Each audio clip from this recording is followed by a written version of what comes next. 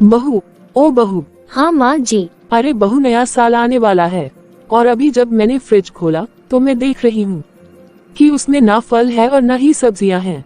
अब तू ही बता बहू कि मैंने तुझे कितनी बार बोला है कि घर में राशन खत्म होने वाला होता है तो तू मुझे खत्म होने से पहले ही बता दिया कर, और तू मुझे सब्जियां और फल भी खत्म होने से पहले ही बता दिया कर। अरे लेकिन मुझे तो समझ में ही नहीं आता है कि तू पता नहीं कौन सी दुनिया में रहती है जो तू मुझे ये सब बताती ही नहीं है। नहीं माँ जी, मैं आपको बताने ही वाली थी।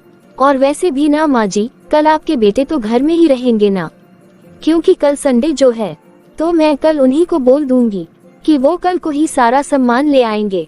अरे बहू, तू जानती नहीं है क्या कि विनय को कि वो सामान ला कर देगा या नहीं देगा? अरे पता नहीं वो संडे को भी घर में रहेगा कि अपने दोस्तों के साथ बाहर रहेगा। कोई बात नहीं माँ जी, अगर वो नहीं जाएंगे तो मैं हूँ ना, कल काम से फ्री होकर बाद में मैं ही ले आऊंगी। और वैसे भी राशन में कुछ चावल लाने होंगे और कुछ ड्राई फ्रूट लाने होंगे और कुछ नमकीन और मिठाइयाँ लाने होंगे। हाँ हाँ बहू, वही तो मैं बोल रही हूँ तेरे से कि विनय को सभी सामान के बारे में याद नहीं रहेगा और वो पूरा सामान नहीं लाएगा, फिर बाद में फिर से बाजार जाना पड़ेगा। और वैसे भी हो सकता है कि कल कुहू बिटिया भी आ जाएगी। तो बहू, तू तो जानती ही है ना कि कुहू के आने के बाद मैं तो घर से जरा सा भी हिलती नहीं हूँ, और मेरी बेटी तो तुझे भी यहाँ से वहाँ हिलने नहीं देती है। हाँ माँ जी, आप सही कह रही हैं। माँ जी आप टेंशन मत लीजिए, कल ही मैं इनसे सारा सामान लाने के लिए बोल दूंगी और ये याद से सब कुछ ले भी आएंगे। तो ठीक है बहू, अब तू जा जल्दी चाय बना कर ले आ। जी अभी लाती हूँ माँ जी। ऐसा करती हूँ कि मैं अपनी बिटिया के पास फोन कर ही लेती हूँ कि वो कब तक आने वाली है और उसे ठंडी में क्या क्या चाहिए। हेलो, हाँ माँ, तुम कैसी हो?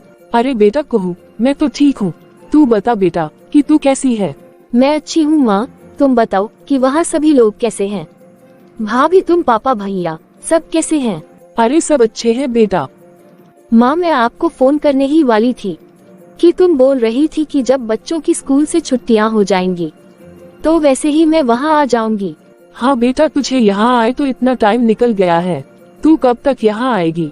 अरे वही तो बोल रही हूँ ना माँ, मैं भी सोच रही हूँ कि जल्दी ही वहाँ आ जाऊँ, लेकिन अब मैं क्या करूँ माँ, यहाँ थोड़ा मेरा काम बढ़ गया है। बस मैं थोड़ा वो काम निपटा लूँ, उसके बाद मैं जल्दी से जल्दी ही वहाँ आ जाऊंगी।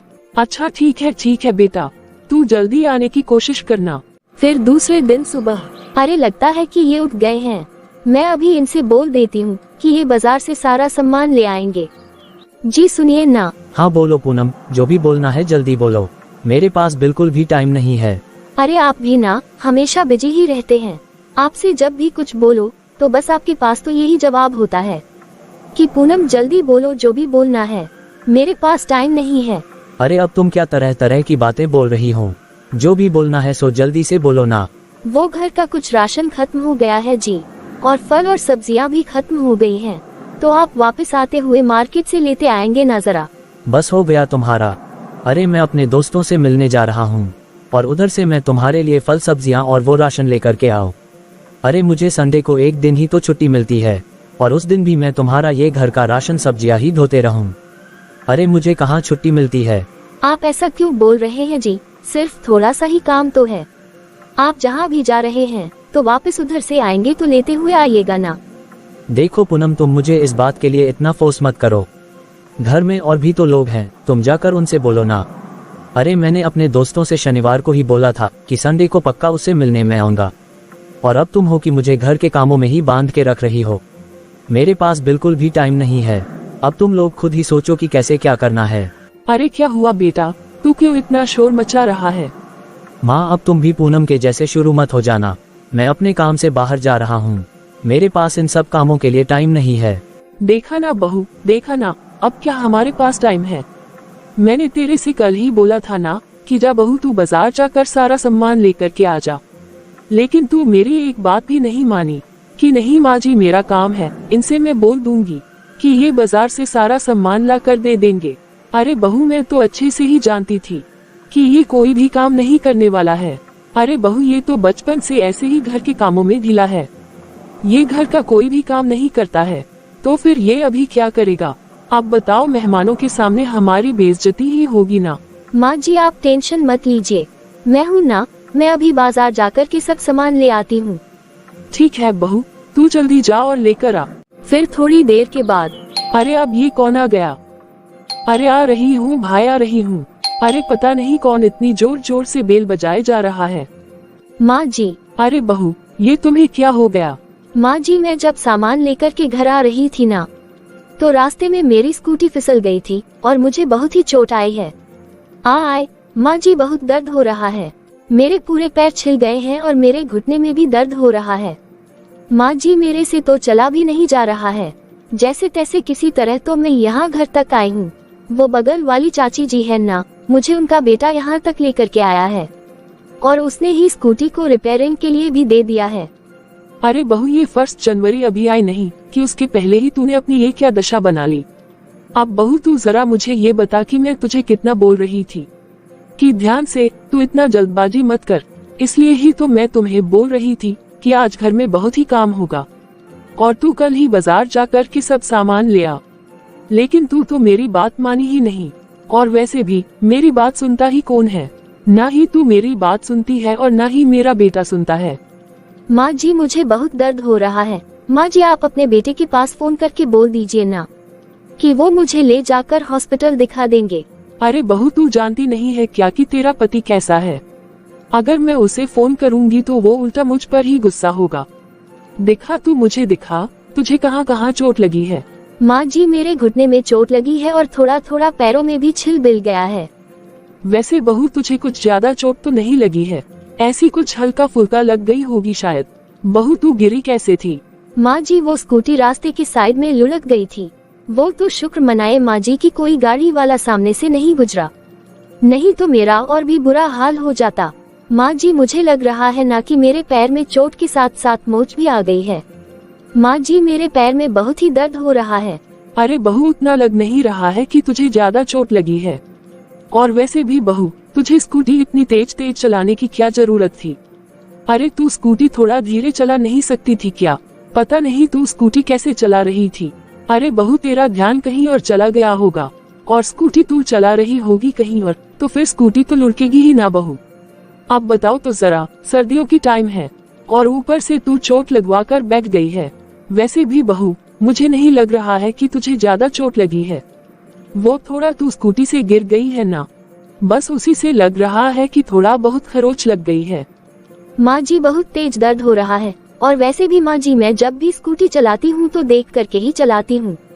क्या मुझे अपने शरीर से प्यार नहीं है? माँ जी ये कितनी चोट लगी है, मुझे बहुत ही दर्द हो रहा है। हाँ वो तो पता चल ही रहा है। अरे बहू, क्या मैंने तुझे बोला था कि जा करके चोट लगवा के आ जा? अब ये चोट तो तू खुद ही लगा करके आई है। बता, और तू मुझे बोल रही है कि माँ जी बहुत चोट लगी है, बहुत चोट लगी है। माँ जी बहुत ही जोरों की दर्द हो रहा है। अरे बहू, वो आयोडेक्स रखा हुआ है ना, तो तू अपने पैरों पर वो क्यों नहीं लगा लेती है? रुक, मैं अभी तुझे लाकर दे देती हूँ, फिर वो तू अच्छे से लगा ले।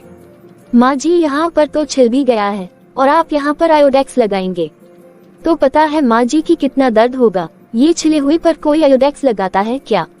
मुझे तो बहुत दर्द कर रहा है माँ जी।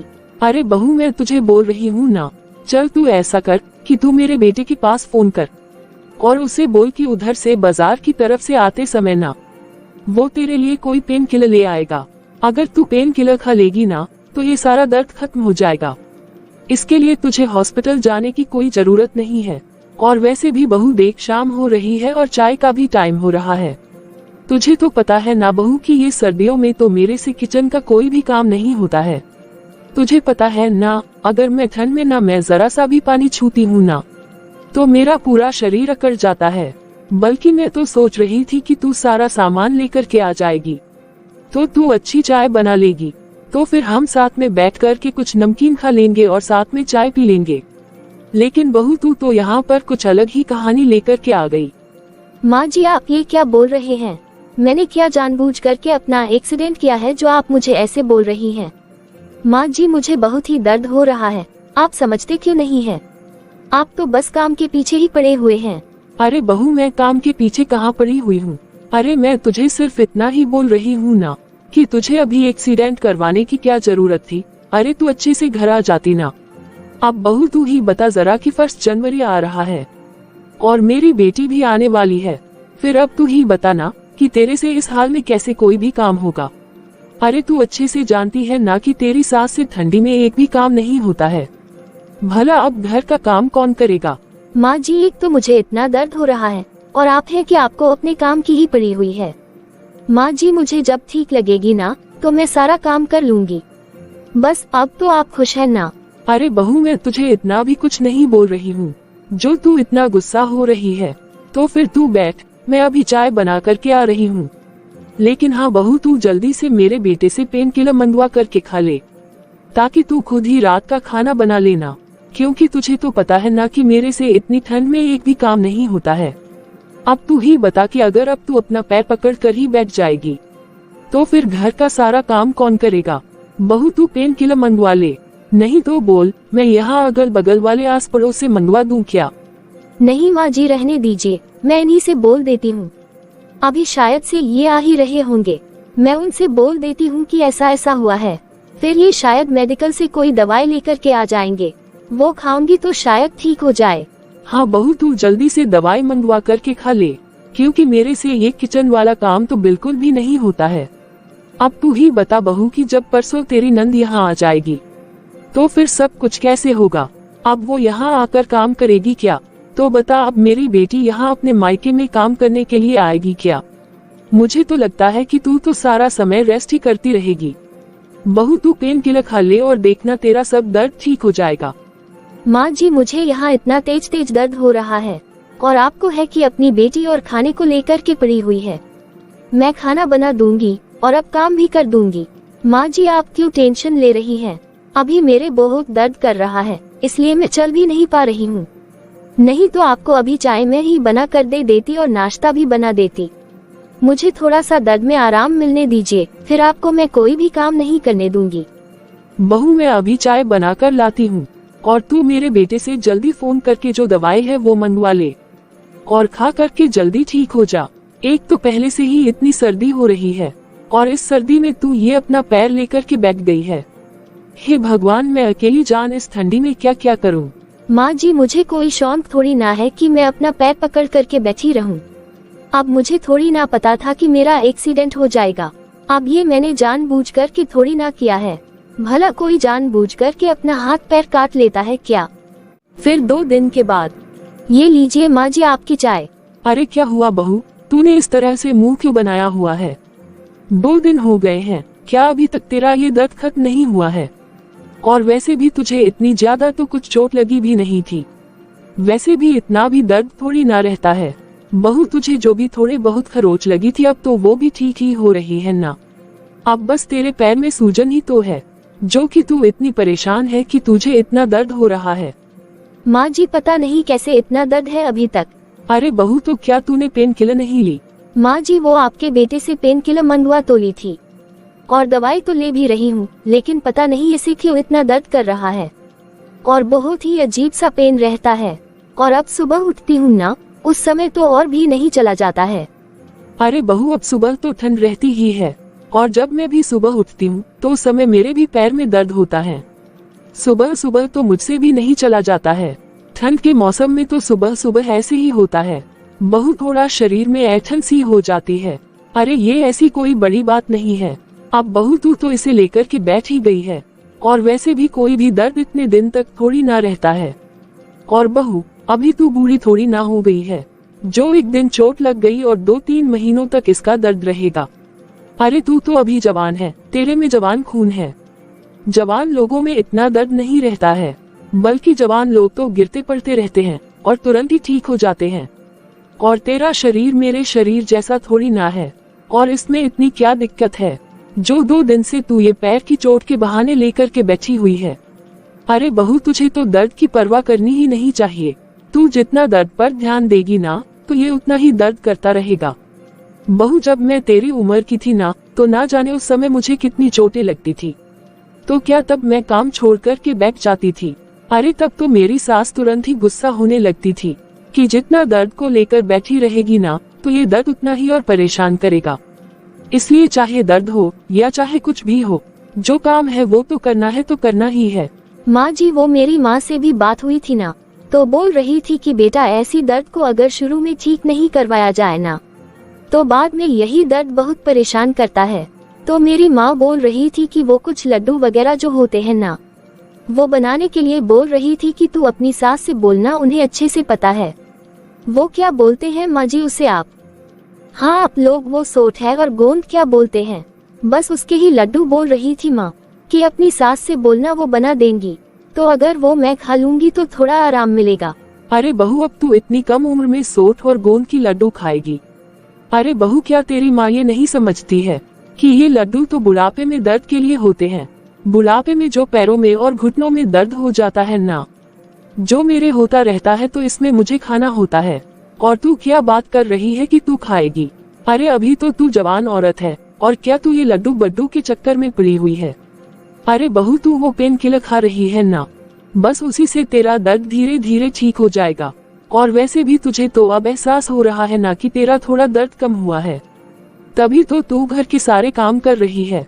और नहीं तो अगर तुझे इतना ही लग रहा है तो तू गर्म दूध में थोड़ी सी हल्दी डालकर के पी ले, वो भी उतना ही फायदा करेगा जितना कि लड्डू फायदा करते हैं। तू भी ना बहू गजब की ही बात करती है। अरे तेरी माँ जैसे तुझे बताते गई और वैसे ही तू भी सुनती गई। अरे बहू, मुझे भी इन चीजों का पता है, अगर तू मेरे से पूछती तो मैं भी बता देती। ये सब लड्डू तेरी उम्र के लोगों के लिए नहीं है। ये लड्डू गोंद और सॉल्ट, बाकी और भी सामान डालकर बनते हैं, और ये लड्डू सभी बुढ़े लोगों के लिए होते हैं। अगर वो लोग खाएंगे तो उनके शरीर में ज्यादा फायदा करेगा, और तेरे जैसा जो भी इसे खाएगा ना, उसके शरीर में तो ये गर्मी ही करेगा। अभी वो मैंने जो तुझे दूध के बारे में बोला है ना, वो गर्म दूध में थोड़ी सी हल्दी डालकर के पियो ना, जितना ये लड्डू फायदा करेगा ना, हल्दी वाला दूध भी उतना ही फायदा करेगा। तो तू शाम को दूध ही पी लिया करना। तू भी गजब है बहू, तेरी माँ जैसे तुझे बताती है और तू भी वैसे ही अपनी माँ जैसी सुनते रहती है। अरे बहू, इतना अक्ल तो मुझे भी है, बल्कि तू अपनी माँ से पूछने से पहले अगर मेरे से पूछ लेती तो मैं ही तुझे बता देती कि अगर तू सौंठ और गोंद के लड्डू खाएगी तो तेरा दर्द कम हो जाएगा या नहीं। ये सब तो बुढ़े लोग के लिए है। अगर तू एक बार ये लड्डू खा लेगी तो तुझे जिंदगी भर के लिए आदत लग जाएगी कि जब भी सर्दी आएगी तो तू सौंठ और गोंद के लड्डू बना बना के खाते जाएगी।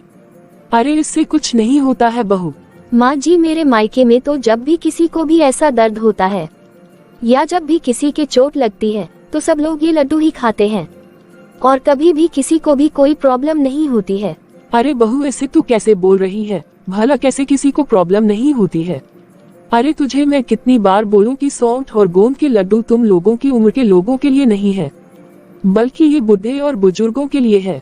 पर जो भी हो माँ जी, पता नहीं इस बार ऐसा क्या हो गया है कि इतनी पेन किलर खाने के बाद भी मेरे पैर में बहुत ही दर्द हो रहा है। ये तो ठीक हो ही नहीं रहा है। पता है माँ जी, मेरे जहाँ चोट लगी है ना, वहाँ तो मेरे से छुआ भी नहीं जा रहा है। अगर थोड़ा सा भी कपड़ा भी या थोड़ा सा कुछ भी लगता है ना, तो बहुत ही दर्द होता रहता है। अरे बहू, ये तो सर्दी के कारण हो रहा है। अभी ठंडी ज्यादा पड़ी हुई है ना, बस उसकी ही वजह से ऐसा हो रहा है। और वैसे भी बहू, तू अपनी माँ की बातों पर मत रहना। मुझे भी इतना पता है कि इस उम्र में ये हाथ पैर में तो चोट लगती ही रहती है, तो इसका मतलब ये नहीं है कि मैं गोंद के और सौंठ के लड्डू बैठ कर के खाते रहो। और हाँ माँ जी, मैं आपको एक बात तो बताना भूल ही गई कि वो दीदी का भी फोन आया था। अरे हाँ बहू, वो जब तू बाजार गई थी ना, तो मैंने उस समय कुहू के पास फोन किया था, तो मैंने उसको बोला था कि तू आ जाना। लेकिन तेरे गिरने के बाद रात में मैंने उसे फोन करके बोल दिया था कि बेटा तेरी भाभी तो स्कूटी से गिर गई है, अब वो भी बेचारी क्या करे। तो तेरी नंद बोली कि माँ, जब भाभी गिर गई है तो फिर मैं वहाँ आकर के क्यों काम बढ़ाऊं। तो फिर वो आज भी मेरे से पूछ रही थी कि माँ, भाभी की तबीयत ठीक हो गई क्या। तो फिर मैंने भी अपनी बेटी को बोल दिया कि हाँ बेटा, अब तो 2-3 दिन तो हो ही गए हैं, अब तो वो ठीक हो ही गई होगी। तो बहू, आज वो आने वाली है। क्या माँ जी आज? अरे हाँ बहू, क्यों, तुझे इसमें कोई दिक्कत है क्या? माँ जी, मेरा दर्द और बढ़ जाएगा। एक तो पहले ही इतना दर्द हो रहा है, और जब दीदी आ जाएंगे और साथ में बच्चे भी आ जाएंगे तो मेरा काम तो और भी बढ़ जाएगा ना। अरे बहू, अगर ये छुट्टियों में मेरी बेटी अपने मायके नहीं आएगी तो भला फिर कहाँ जाएगी? अरे अगर अब तू गिर गई है तो उसमें मेरी बेटी की क्या गलती है कि मेरी बेटी अपने मायके ना आए। अभी तो उसके बच्चों की छुट्टियां पड़ी हुई है, तो छुट्टियों में तो वो अपने मायके ही आएगी ना। और वैसे भी वो अब नहीं आएगी, तो फिर बाद में कब आएगी? बाद में तो वैसे भी बच्चों के स्कूल चालू हो जाएंगे, और ऊपर से मेरी बेटी को तो वैसे ही टाइम नहीं मिलता है। एक तो पहले ही वो ज्यादा दिन के लिए नहीं आ रही है, वो तो सिर्फ 1 सप्ताह के लिए ही तो आ रही है। ठीक है माँ जी, कोई बात नहीं, हम लोग मिलकर के सब काम कर लेंगे। अरे बहू, वो तो अपने ससुराल में भी अकेले ही सारा दिन काम करती है, और अब क्या वो मायके में भी आकर काम करेगी? तो फिर मेरी बेटी का मायके में आने का क्या ही फायदा, कि जब यहाँ आकर भी उसे काम करना पड़े। और भला ये तू कैसी बातें कर रही है? ये भी कोई बात है क्या कि भाभी के रहने के बाद भी नंदे अपने मायके में आकर के काम करेगी? ये कोई अच्छी बात है क्या? ठीक है माँ जी, कोई बात नहीं, मैं ही अब कुछ कर लूंगी।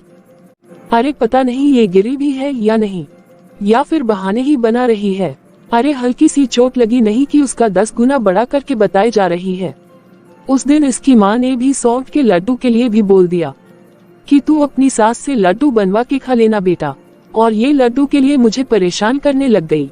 इसने तो फालतू के ही चोंचले पाल रखे हैं। फिर दूसरे दिन, अरे बेटा, घर में दामाद जी, तेरी सास सब कैसे हैं? सब अच्छे हैं माँ। बेटा तब तो बहुत ही अच्छी बात है, लेकिन बेटा तूने एक काम बहुत गलत किया है।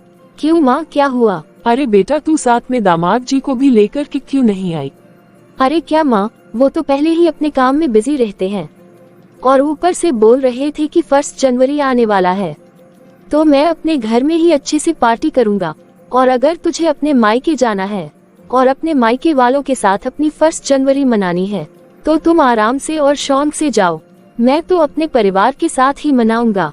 मैंने तो उन्हें कितनी बार बोला कि चलिए ना, आप भी साथ में चलिए ना। माँ, मैं तो उन्हें इतने प्यार से बुला रही थी कि आप भी साथ में चलिए ना, लेकिन तुम्हारे दामाद जी मानने वाले कहाँ हैं? उनके तो जो मन में आता है वो वही करते हैं। अरे बेटा, ये दामाद जी कैसे हैं? हर कोई अपनी पत्नी के साथ 1 जनवरी मनाता है, और ये दामाद जी तो सिर्फ अपने ही परिवार में लगे हुए हैं। चलो कोई बात नहीं बेटा। अरे माँ, तुम बुरा मत मानना, उनकी वही आदत है। चलो ठीक है बेटा, अब तू आ गई है तो 1 सप्ताह के लिए रुक जा।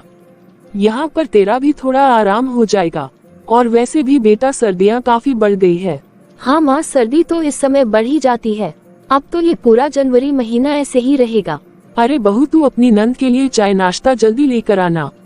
माँ जी, अभी लेकर आ रही हूँ।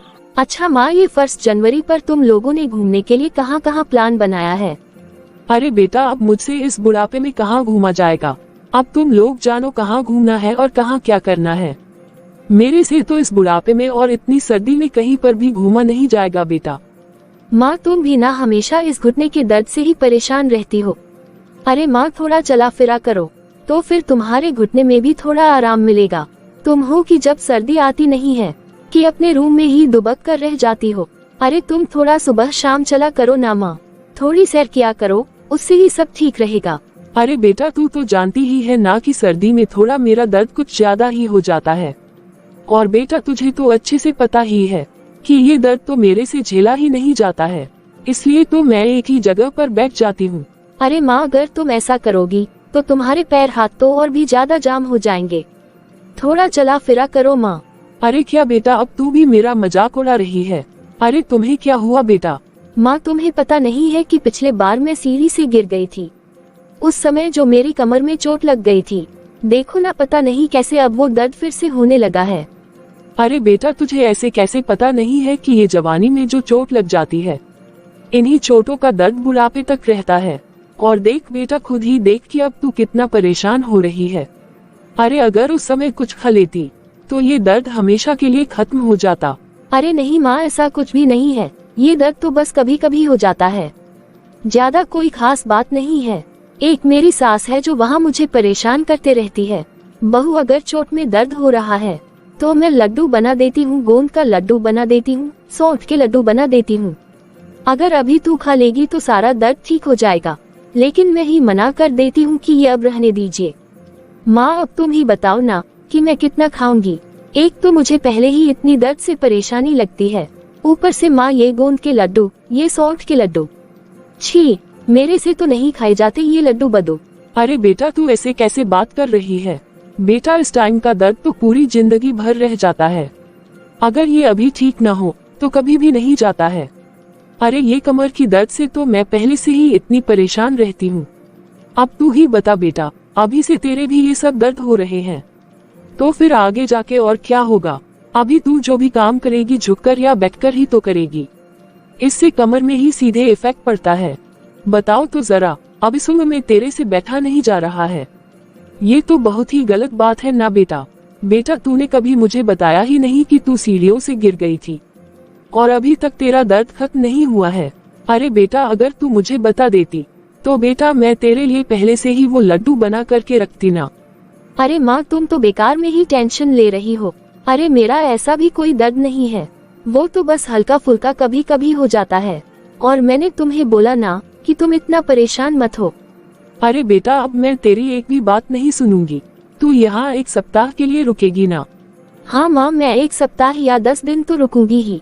तू 10 दिन के लिए रुक रही है ना, तो मैं तेरे लिए वो सौंठ और गोंद के लड्डू बना दूंगी और मैं उसमें थोड़ा ड्राई फ्रूट वगैरह भी डाल दूंगी कि जिससे तुझे खाने में भी अच्छा लगेगा और ड्राई फ्रूट भी फायदा करेगा।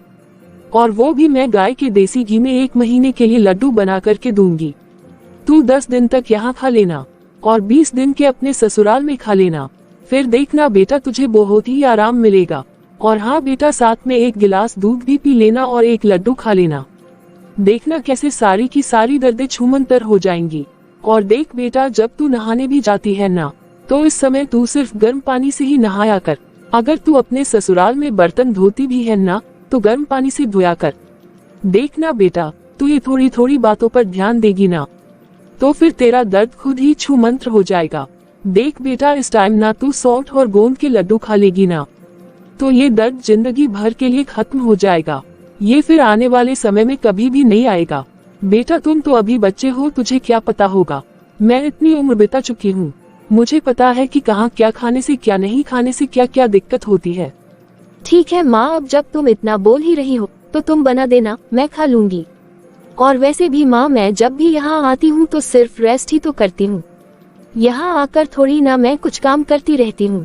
हाँ बेटा वही तो मैं भी बोल रही हूँ कि तू यहाँ 10 दिन रहेगी तो तू 10 दिन आराम से रेस्ट कर और मैं वो तुझे गोंद और सौंठ के लड्डू बना दूंगी ना, और तू 1 गिलास दूध के साथ खा लेगी तो देखना कि तुझे कितना आराम मिलेगा।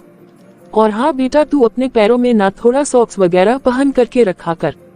ठीक है माँ। तू बेटा आराम कर, मैं जाकर के किचन में देखती हूँ कि क्या क्या ड्राई फ्रूट बचे हुए हैं। अगर नहीं होंगे तो मैं तेरे भाई से मैं मंगवा लूंगी और वो भी देखती हूँ गोंद है कि नहीं, फिर वो भी तेरे भाई से मंगवाना होगा।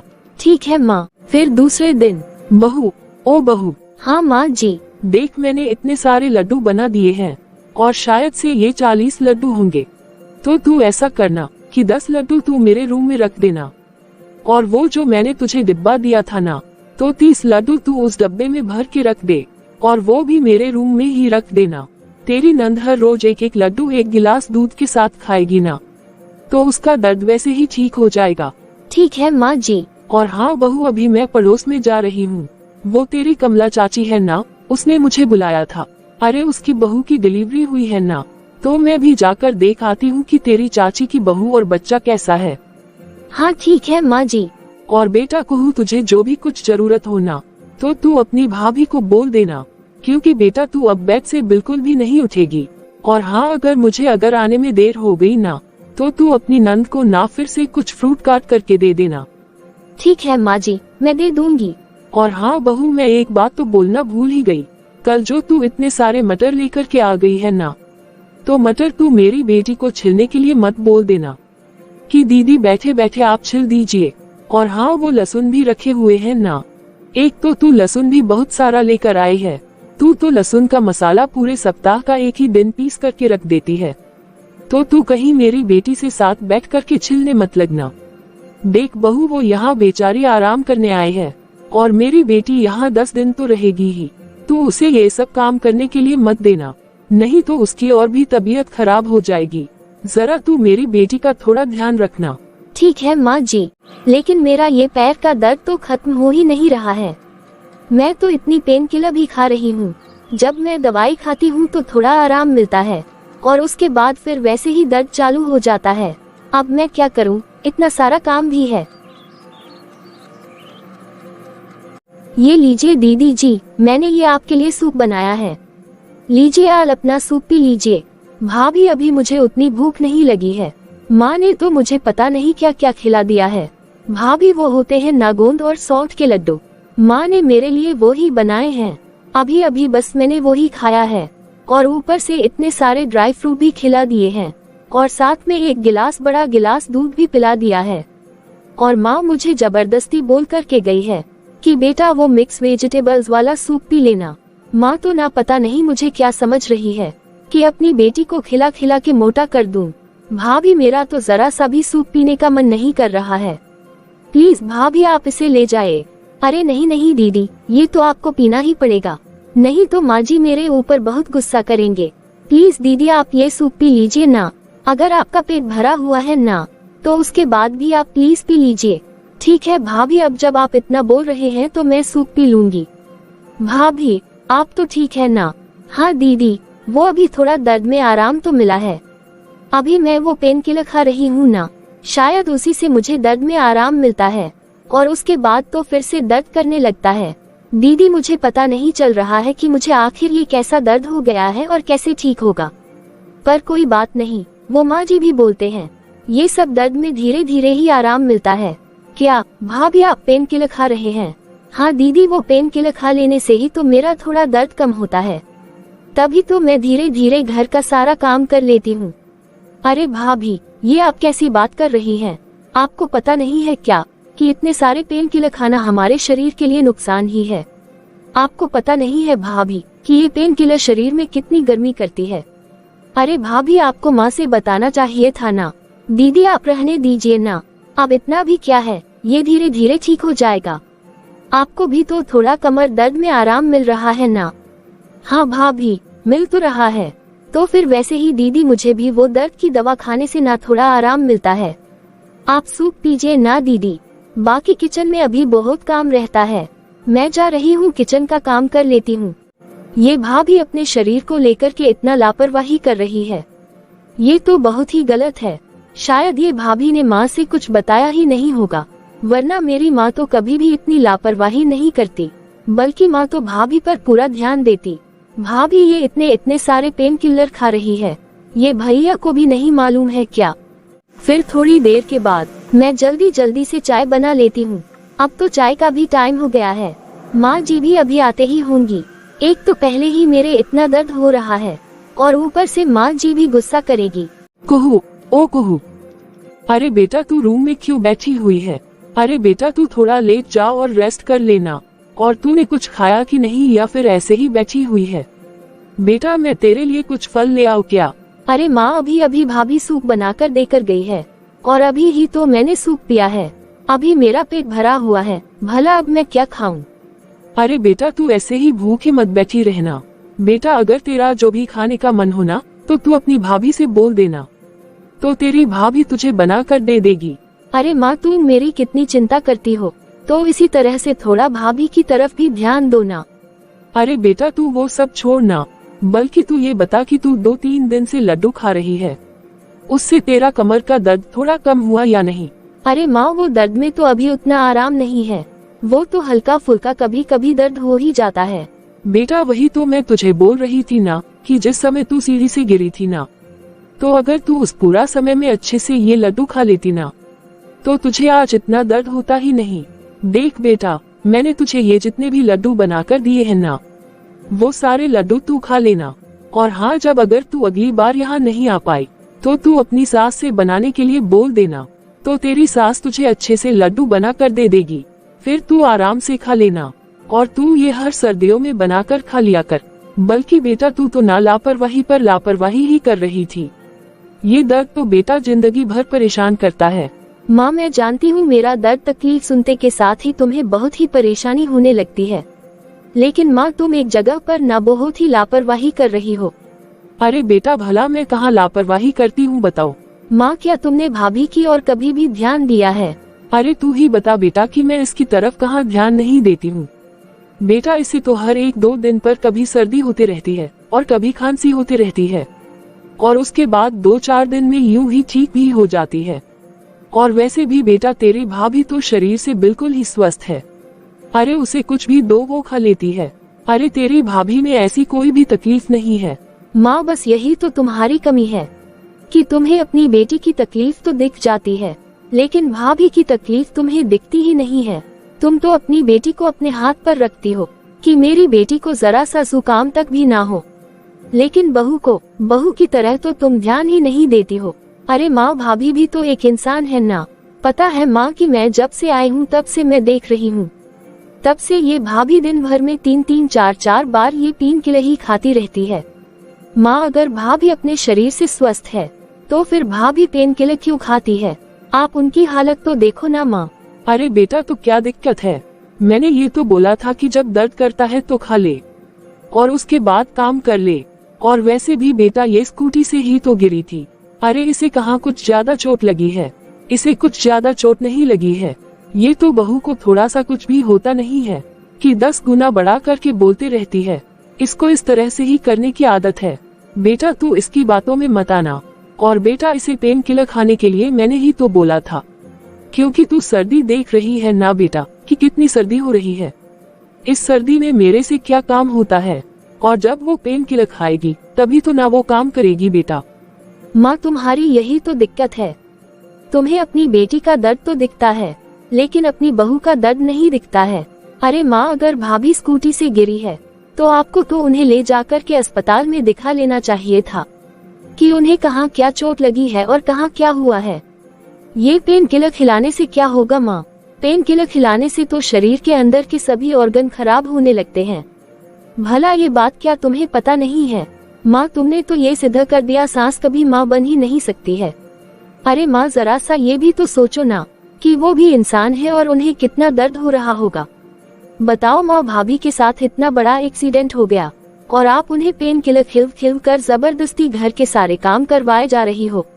और एक तरफ अगर मुझे थोड़ा सा दर्द है तो तुम मुझे सौंठ और गोंद के लड्डू बनाकर खिलाए जा रही हो। अरे माँ, भाभी की नजर में तो तुम मुझे ही गिरा रही हो। पता नहीं भाभी मेरे बारे में क्या क्या सोच रही होंगी कि जैसी मेरी सास है वैसी ही मेरी नंद है। अरे बेटा तू भी ये अब क्या लेकर बैठ गई कि मैं तेरी भाभी पर ध्यान नहीं देती हूँ? अरे अगर मैं नहीं ध्यान दूंगी तो और कौन ध्यान देगा बेटा? अरे बेटा वो तो सब कुछ अच्छे से खाती है, उसे कुछ भी तकलीफ नहीं है। तू तो फालतू में ही इतना सोच रही है। माँ, ये गलत है। माँ, मुझे ये अच्छा नहीं लग रहा है कि आप कैसे बोल रही हो कि भाभी का सब कुछ ठीक है। अरे क्या ठीक है माँ? मैं बराबर से उनको देखती हूँ, वो हमेशा दर्द में रहती है, फिर भी घर का सारा काम वो अकेले ही करती है। बताओ माँ, मेरी सास कितनी अच्छी है।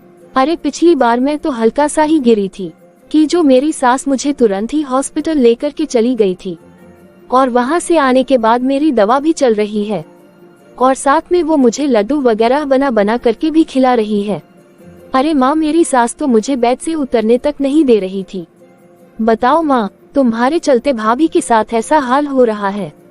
अब मैं अच्छे से समझ गई माँ कि मेरी सास तो अच्छी है, लेकिन मेरी भाभी की सास बिल्कुल भी अच्छी नहीं है। अरे बेटा तू ये क्या बोल रही है? भला मैं क्यों अच्छी सास नहीं हूँ? क्या मैंने कभी किसी चीज के लिए बहू को रोका टोका है? माँ, साल बदलते जा रहे हैं लेकिन तुम लोगों की सोच नहीं बदल रही है। माँ, अब तुम पुराने जमाने की सास बनना बंद करो। अरे अब तुम अपनी बहू को भी बेटी का दर्जा दो, फिर देखना कोई भी सास अपनी बहू से परेशान ही नहीं होगी कि मेरी बहू ये कर रही है, मेरी बहू वो कर रही है। अरे माँ, बहू पराए घर से आती है, उसका थोड़ा दर्द पर मलहम भी लगा दिया करो, उससे थोड़ा प्यार से बातें कर लिया करो। ये नहीं कि भाभी सुबह से उठ करके जो किचन में लगी हुई है। अब ये सब तो रहने दो ना कि घर में बहू है तो सही, अगर बहू नहीं करेगी तो और कौन करेगा? अब ये सब सोच बदलो माँ। साल बदल रहे हैं, समय बदल रहा है, अब तुम कब बदलोगी माँ? बताओ माँ, भाभी है तभी तो तुम बैठी हुई हो, और मैं भी अपने मायके में आकर के ठाट से आराम करती हूँ। सारे काम भाभी ही तो कर कर के देती है। अपने नंदोई को, नंद को और पति को इतना रिस्पेक्ट देते हैं, और ये सब के बदले में भाभी हम सभी से क्या चाहती है? बस थोड़ा सा आप लोगों का प्यार भरा एहसास ही तो चाहती है। थोड़ा माँ आप भाभी की तरफ ध्यान दो ना। अरे दिन भर तो तुम दोनों आपस में घर में ही रहती हो। अरे माँ, बहू को भी तो बेटी समझा करो ना। अब तुम क्या सोच रही हो माँ? चलो माँ, अब तुम बताओ कि तुम्हारी सेवा कौन करती है? तुम्हारी बहू करती है कि बेटी करती है? बेटा, मेरी सेवा तो मेरी बहू ही करती है। तू तो यहाँ रहती ही नहीं है। तो फिर माँ तुम क्यों नहीं भाभी की तरफ ध्यान देती हो? अरे बेटा, बात तो तू बिल्कुल सही बोल रही है। साल बदल रहे हैं, दिन बदल रहे हैं, लेकिन मैं हूँ कि पुराने जमाने का रीति रिवाज लेकर के चलती आ रही हूँ। लेकिन बेटा, आज से मैं बदलूंगी। बहू, ओ बहू। हाँ माँ जी। अरे बहू, जो तेरे पैर में चोट लगी थी, तूने उसे मेरे बेटे से हॉस्पिटल में दिखाने के लिए बोला था कि नहीं? हाँ माँ जी, मैंने बोला था, लेकिन उनके पास टाइम ही नहीं है। ऐसा कर बहू, तू अभी चल मेरे साथ हॉस्पिटल। क्या माँ जी? हाँ बहू, पता नहीं तू स्कूटी से कैसे गिरी थी, तब कैसे क्या हुआ था और कहाँ तेरे चोट लगी है। पता नहीं ये ठीक क्यों नहीं हो रही है। और तू जो ये पेन किलर खा रही है ना, इससे शरीर के लिए नुकसान है ना बहू। और जरा तू मुझे ये बता कि मेरा बेटा कहाँ है? माँ जी, वो कमरे में है। विनय, ओ विनय। हाँ माँ। जरा तू मुझे ये बता कि बहू को स्कूटी से गिरे हुए कितने दिन हो गए हैं? माँ, बस यही 5 दिन हुए हैं। हाँ माँ, पिछले 5 दिन से ही तो मैं पेन किलर ला कर दे रहा हूँ। अरे तू 5 दिन से पेन किलर क्यों ला कर दे रहा है? अरे तुम्हारी बहू बोलती है तो ही मैं ला कर दे देता हूँ। अरे तो फिर तू पति किस काम का है? अरे अगर ये स्कूटी से गिरी है तो तुझे तो चाहिए था ना कि इसे ले जा करके हॉस्पिटल में अच्छे से दिखा लूं कि इसे क्या दिक्कत है, क्या दिक्कत नहीं है। अरे माँ, तुम मुझे क्यों बोल रही हो? तुम्हें नहीं पता है कि मेरे पास कितना काम होता है? बस अब बहुत हो गया। जब देखो काम काम काम, तुम्हारे पास ही काम है। मेरी बहू के पास काम नहीं है क्या? मैं एक्स्ट्रा कुछ भी सुनना नहीं चाहती हूँ। चल जल्दी से बहू को ले जा करके अस्पताल में दिखा करके ला कि इसे क्या दिक्कत हुई है। ठीक है माँ, अगर तुम बोल रही हो तो मैं जा रहा हूँ। मैं पूनम को हॉस्पिटल में दिखा देता हूँ। और हाँ बेटा, अगले बार से मैं सुनना नहीं चाहती हूँ कि मैं नहीं कोई काम करूँगा, मेरे पास समय नहीं है। अरे अब तुम लोग समझो, मेरे घर की बहू है, जितना इससे बन पड़ेगा वो उतना ही करेगी, और बाकी का काम तुम्हें भी करना पड़ेगा। अगर तू ऑफिस जाता है तो इसका मतलब ये नहीं है कि तू घर का कोई काम नहीं करेगा। तू दोस्तों के साथ यहाँ जाता है, वहाँ जाता है, और अगर पत्नी को कुछ हो जाए तो नहीं, मैं कुछ भी नहीं जानता हूँ। देख बेटा, ये लापरवाही अगली बार से नहीं होनी चाहिए। ठीक है माँ। पूनम, चलो मैं तुम्हें हॉस्पिटल ले चलता हूँ। और हाँ, बाजार से आते समय ड्राई फ्रूट और वो गोंद लेते आना। क्यों माँ, अब ये सब की क्या जरूरत है? मैं अपनी बहू को वो सौंठ और गोंद के लड्डू बना करके खिलाऊंगी ताकि इसे दर्द में जल्दी से आराम मिले। क्या माँ जी? हाँ बहू, तू मुझे माफ कर दे। मैं तुझ पर कभी भी ध्यान ही नहीं देती थी। अगर तुझे कुछ हो जाता था तो मैं तेरे से जबरदस्ती सारे काम करवाती थी, लेकिन आगे से ऐसा नहीं होगा बहू। जा बहू, अब तू जाकर डॉक्टर को चेक करवा कर आ कि डॉक्टर क्या बोल रहा है। और हाँ, अभी से तू आराम करेगी। घर का जो भी थोड़ा बहुत काम है वो हम लोग सब मिलजुल करके कर लेंगे। पर माँ जी। देख बहू, अब तू कोई परवर मत कर। मैं पहले तेरी तकलीफ नहीं समझती थी, लेकिन मेरी बेटी ने मुझे अच्छे से समझा दिया है। अब नया साल आ रहा है बहू, मैं भी बदलूंगी। अब मैं पुरानी वो खड़ूस सास बन करके नहीं बैठूंगी। अब मुझे भी समझ में आने लगा है कि बहू भी बेटी होती है। मुझे जिंदगी भर तो तुम्हारे साथ ही रहना है, और मैं हमेशा ही सास बन करके तुझे दिखाती थी कि मैं सास हूँ। लेकिन अब मुझे एहसास हो गया है बहू कि सास को भी ना बहू के साथ मिलजुल करके रहना चाहिए, उसका दुख सुख बांटना चाहिए। विनय, अब तू बहू को लेकर जा और इसे अच्छे से चेक करवा कर ला। हाँ माँ, अभी जा रहा हूँ। पूनम, तुम मुझे भी माफ कर दो। ये सब चीजों की तो जिम्मेदारी मेरी थी कि मुझे ही तुम्हें अस्पताल में ले जाकर दिखाना चाहिए था, लेकिन मैं भी लापरवाह था। ऑफिस से आने के बाद मैं दिन भर अपने दोस्तों के साथ इधर की बातें उधर की बातें ही करता था। अब मुझे भी समझ में आ गया है, जब माँ बदल रही है तो मैं क्यों नहीं बदलूंगा। अच्छा भैया, अब आपको समझ में आया। पहले से क्या आपको समझ में नहीं आ रहा था कि ये आपकी पत्नी है, और पत्नी का सुख दुख में साथ देना पति का ही धर्म होता है ना भैया? हाँ कुहू, तुम बात तो बिल्कुल सही बोल रही हो, लेकिन आगे से मैं तेरी भाभी का अच्छे से ध्यान रखूंगा। तो जाए भैया, पहले भाभी को दिखा कर आइए। हाँ ठीक है, चलो पूनम। और माँ, अब तुम ऐसे मुंह बना कर क्यों खड़ी हो? चलो, अब जो भी कुछ काम बाकी है हम दोनों मिलकर के कर लेते हैं, क्योंकि अब भाभी के लिए लड्डू भी तो बनाने हैं। हाँ चलो बेटा, हम मिलकर सारे काम कर लेते हैं। तो देखा आपने दोस्तों कि कैसे मेरी माँ मेरी भाभी के साथ कैसा व्यवहार करती थी। मेरी माँ तो आप ही बाहुबली इंसान ही नहीं समझती थी, उल्टा वो तो ये साबित कर रही थी कि सास कभी भी माँ नहीं बन सकती। लेकिन आज मैंने अपनी माँ को समझाया तो मेरी माँ की समझ में आ गया कि सास को भी माँ बनना चाहिए। तो आप मुझे बताइए दोस्तों कि आपको मेरी ये कहानी कैसी लगी। यदि आप लोगों को हमारी यह कहानी पसंद आए हो तो प्लीज आप इस वीडियो को लाइक करें और इसी तरह की मोरल स्टोरी देखते रहने के लिए आप हमारे चैनल पीकाबू हिंदी कहानियों को सब्सक्राइब करें।